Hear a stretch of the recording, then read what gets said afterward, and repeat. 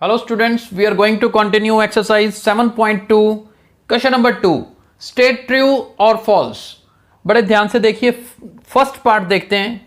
Cube of any odd number is even. किसी भी odd number का अगर क्यूब करें तो क्या वो इवन आएगा? चेक करके देखते हैं। मान लीजिए ओड नंबर 3 ले लेते हैं।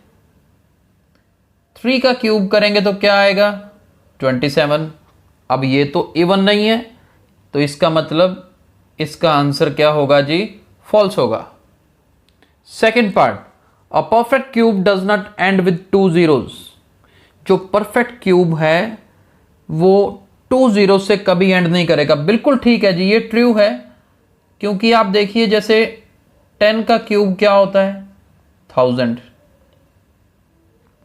यानी कि 1000 परफेक्ट क्यूब है। लेकिन 1000 अगर परफेक्ट क्यूब है तो देखो कितनी जीरोज आ रही हैं? 3 जीरोज आ रही हैं, तो 2 zeros से कभी भी एंड नहीं होगा।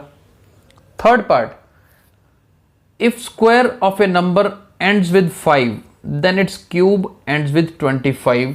ये फॉल्स है जी, बिल्कुल ठीक नहीं है, ये फॉल्स आंसर आएगा। क्यों आएगा अभी चेक कर लेते हैं। देखिए square of a number ends with 5, मान लीजिए अब 15 का स्क्वायर ले लीजिए। अब 15 का स्क्वायर क्या होता है? 225, यानी कि 5 से एंड कर रहा है ना। अब आगे क्या पूछा जा रहा है? Then it's cube ends with 25। अब 15 का क्यूब चेक कर लेते हैं। 15 का क्यूब अगर करें, यानी कि 15 को 3 बार मल्टीप्लाई करें तो आंसर आएगा 3375। देखो ये तो 25 से एंड नहीं कर रहा, इसलिए इसका आंसर क्या है? फॉल्स है।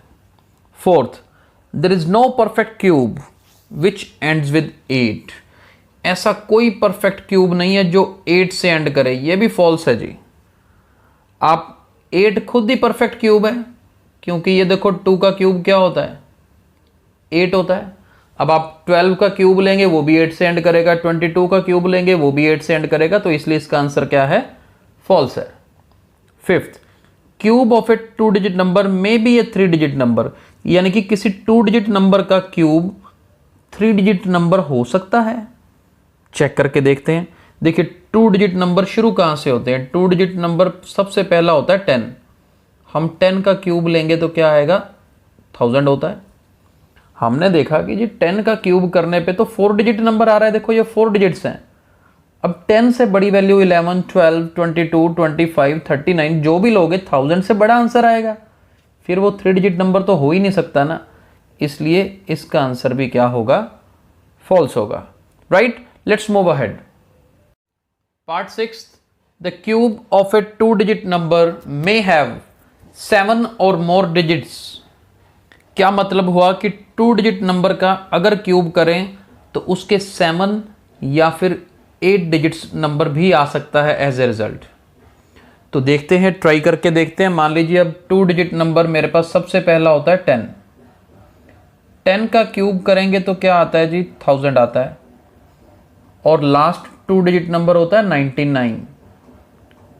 अगर 99 का क्यूब करें तो ये होता है 970299। अब देखिए हमारे पास या तो 10 का क्यूब 4 डिजिट नंबर है, या फिर 99 का क्यूब करते हैं तो 6 डिजिट नंबर है, तो 7 डिजिट तो आया ही नहीं, इसलिए इसका आंसर क्या होगा? फॉल्स होगा। Right. Seventh part, the cube of a single digit number may be a single digit number. बिल्कुल ठीक है जी, दिस इज ट्रू। क्यों ट्रू है? सिंगल डिजिट नंबर देखो ना, 1 का क्यूब करते हैं तो 1 आता है ना, 2 का क्यूब करते हैं तो 8 आता है, यानी सिंगल डिजिट नंबर का क्यूब करने पे single digit number as an answer आ सकता है।